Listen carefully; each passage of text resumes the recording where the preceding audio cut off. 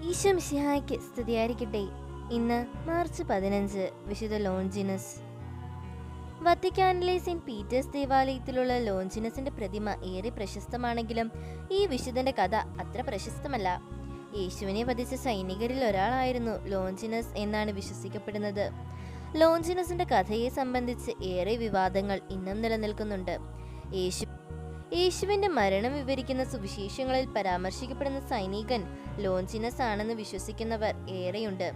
യോഹന്നാന്റെ സുവിശേഷം 19-ാം അധ്യായത്തിൽ ഇങ്ങനെ പറയുന്നു: പടയാളികൾ വന്ന് അവിടുത്തോടുകൂടെ കുരിശിൽ കിടന്നിരുന്ന 2 പേരുടെയും കാലുകൾ തകർത്തു. എന്നാൽ അവർ ഈശോയുടെ അടുത്തെത്തിയപ്പോൾ അവിടുന്ന് മരിച്ചു കഴിഞ്ഞിരുന്നതായി കണ്ടു.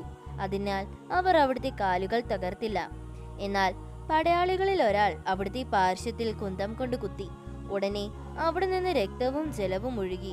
യേശുവിനെ കുന്തം കൊണ്ട് കുത്തിയ പടയാളി ലോഞ്ചിനസ് ആണെന്ന് സാക്ഷ്യപ്പെടുത്തുന്നത് ബൈബിളിലല്ലാതെ പുസ്തകത്തിലാണ്. ഗോസ്പൽ ഓഫ് നിക്കോദേമസിൽ ഇങ്ങനെ കാണാം: ലോഞ്ചിനസ് എന്ന പേരായ ഒരു പടയാളി ഈശോയുടെ പാർശ്വത്തിൽ കുന്തം കൊണ്ട് കുത്തിയപ്പോൾ അവിടെ നിന്ന് രക്തവും വെള്ളവും ഒഴുകി. എന്നാൽ നിക്കോദേമസിന്റെ പുസ്തകത്തിൽ പടയാളി കുന്തം കൊണ്ട് കുത്തുന്നത് യേശുവിന്റെ മരണത്തിന് മുൻപാണ്.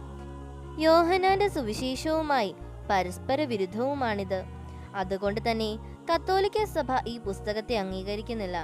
യേശുവിന്റെ മരണത്തിന് സാക്ഷ്യം വഹിച്ച ലോഞ്ചിനസ് പിന്നീട് തെറ്റുകൾ ഏറ്റുപറഞ്ഞ് ദൈവത്തിങ്കിലേക്ക് വന്നുവെന്ന് ചില പണ്ഡിതന്മാർ വാദിക്കുന്നു. ബൈബിളിൽ ഇങ്ങനെ കാണാം: യേശുവിന്റെ മരണത്തെ തുടർന്ന് തിരശ്ശീലകൾ നടുകി കീറി, പാതാളങ്ങൾ തുറക്കപ്പെട്ടു, ഭൂമി കുലുങ്ങി, പാറകൾ പൊട്ടിപ്പിളർന്നു. യേശുവിന് കാവൽ നിന്നിരുന്നവർ ഭൂകമ്പവും മറ്റും കണ്ട് ഭയചകിതരായി. സത്യമായും ഇദ്ദേഹം ദൈവപുത്രനായിരുന്നുവെന്ന് പറഞ്ഞു. ബൈബിളിൽ ഉൾപ്പെടുത്തിയിട്ടില്ലാത്ത നിക്കോദേമസിന്റെ പുസ്തകത്തിലും മത്തായി, മാർക്കോസ്, ലൂക്ക സുവിശേഷകർ പറയുന്ന ഈ സംഭവം വിവരിക്കുന്നുണ്ട്. ലോഞ്ചിനസ് പിന്നീട് ക്രിസ്തുവിന്റെ അനുയായിയായി മാറി. 1-ാം നൂറ്റാണ്ടിൽ പന്തിയോസ് പീലാത്തോസിന്റെ കൽപ്പന പ്രകാരം ലോഞ്ചിനസിനെ കൊലപ്പെടുത്തിയതായിരുന്നുവെന്ന് വിശ്വസിക്കപ്പെടുന്നു. ഇന്നീ ദിവസം ദൈവത്തിൽ നിന്ന് അകന്നു പോകാൻ ആഗ്രഹമില്ലായിരുന്നിട്ടും അകന്നു പോകുന്നവരെ സമർപ്പിച്ച് നമുക്ക് പ്രാർത്ഥിക്കാം. ദൈവം നമ്മെ എല്ലാവരെയും സമർത്ഥമായി അനുഗ്രഹിക്കട്ടെ.